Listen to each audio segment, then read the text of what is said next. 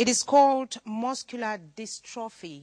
It refers to a group of genetic hereditary muscle disease that causes progressive muscle weaknesses.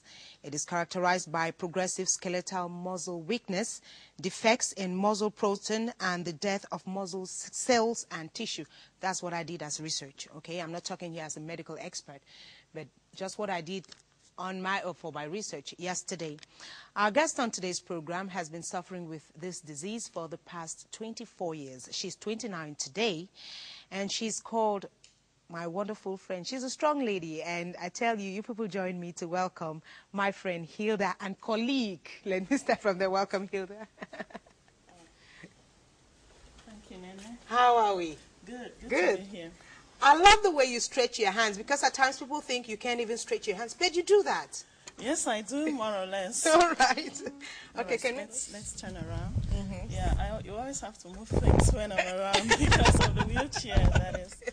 So. All right, thank you. Good.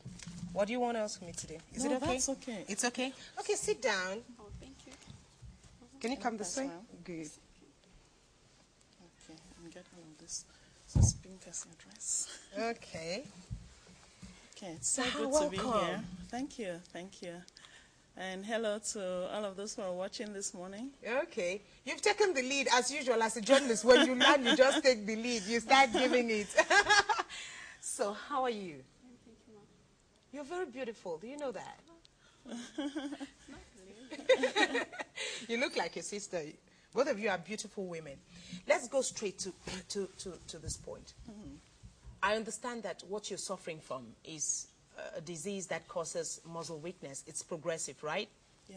Okay. And I was really impressed by the findings of your research there. I tell you, I did a lot of work, you know. I I did a lot of work, and you will noticed. discover my work as we go on. Okay, tell me, how did the symptoms start? Because I understand you were not born with this illness. Yes, It started at the age of 5, and that, now you're 29, and so you've been having this thing for 24 years. So how did the symptoms come up? They started very slightly, and for most people it was a surprise. My parents and doctors as well, because they'll take me to hospital after hospital, and they would not know exactly what was going on. At first they thought I was developing club feet, you know, like your feet turning inwards. Okay.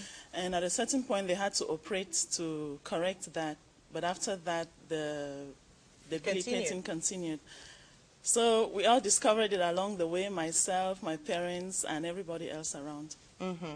So how did your parents feel when they discovered, when it was finally diagnosed as muscular dystrophy? How did they?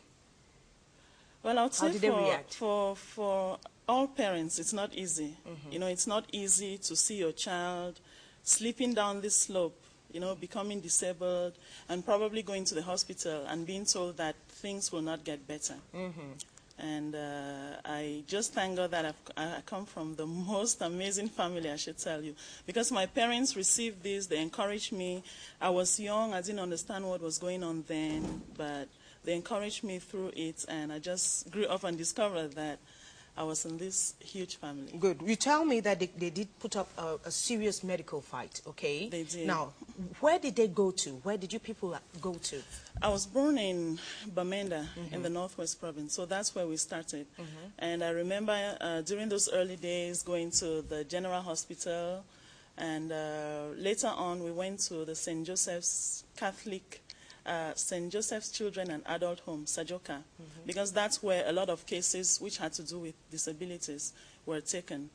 And from there, we went to Njinikam. From there, we went to the Bansal Baptist Hospital. We've been to all of those hospitals, Shisong and... Wherever. I understand that at when you were 5 years old, you must have been in class 1, class 2? Yes, I was in class 1. So how did you cope with classwork? Well, we actually had to stop for a year. I actually had to stop class for a year after class 1 in order to go through all of those medical proceedings. Exactly. Yeah, so for a year we were just going around, and when they discovered that there was nothing, after the operation, there was nothing they could do, I came back and continued. And how has schooling been ever since?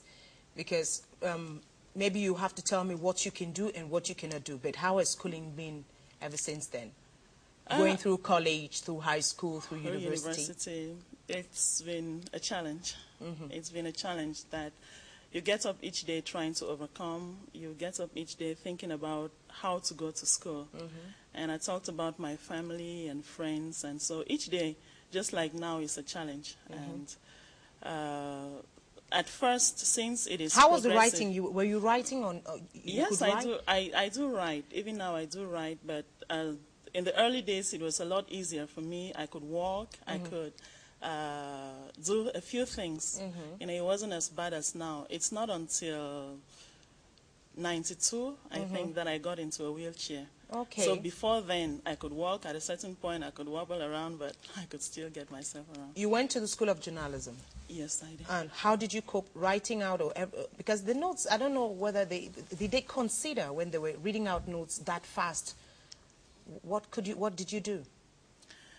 There were some lecturers who were considerate, and there were others who were not. But I just tried to cope. When I couldn't keep up with the speed, I'll get the notes from others and copy out later. Okay, so you got integrated into the CRTV. What year? 2006. So you've been touching money now for 2 years. For 2 years. Tell me, how will you situate your recruitment? How was it done to start with? Publicly. Publicly, okay. Public, that's to say, the recruitment was launched in 2006, I guess, April 2006. And, well, we came here with all of those who were qualified, I should say, to be recruited. And we went through a competitive exam. And that's how I got in. Tell me, you're an honest person. How will you situate your progress in life? Is it through merit, through pity and understanding, or through obligation? Good question. Through God's grace first. And, Hallelujah. Yeah, honestly, because I think it is very difficult, you know, to live with a disability in our context. And living with an extreme disability is extremely difficult. Okay. And so there are things that I do without truly understanding how they are done. But I thank God that He's given me the ability to do all of that. And He has gifted me, He has endowed me with so much that I can move on with. Exactly, and you can move on also with the people you work with at the radio where we are, and I believe that people love you a lot. And let me just see a day how you go around your activities at the radio. Let's go and watch those images. Okay.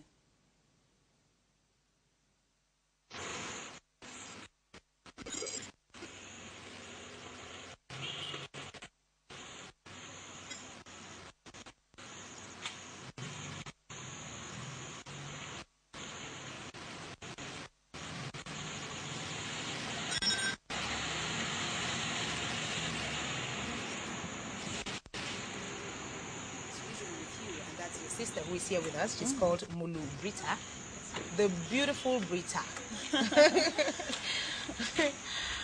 She helps you around. What does she do apart from that?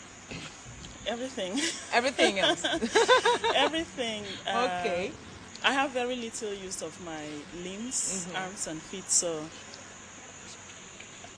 either Brita or someone else does everything for me. All right. But speak. Okay, so they were taking you out of the taxi. It's a huge task, you Yes, know? it is. It is. So they take you out and you have to now go through the stairs. Yes, there is a long staircase to get up to the... I think that is something we should be talking about here. Maybe how to get into administrative buildings in Cameroon. I believe they don't give space, or they don't do things that will facilitate the entry for handicapped people. They actually, I was in one seminar, they actually carried some South Africans on their wheelchairs down the stairs. I don't know how many stories, they were so uncomfortable. I think maybe people should be thinking about that while, you know, constructing houses. We should really be thinking about that. Not only steps, making buildings accessible to persons with disability, and you know there are various forms of disability. So there are people who are hard of hearing, people who cannot watch TV, who cannot understand what you're saying on TV. Yeah, you know, because they need that to be signed out for them. So I think we should consider all of that, especially given that in our society they say 10% of persons in Cameroon are disabled.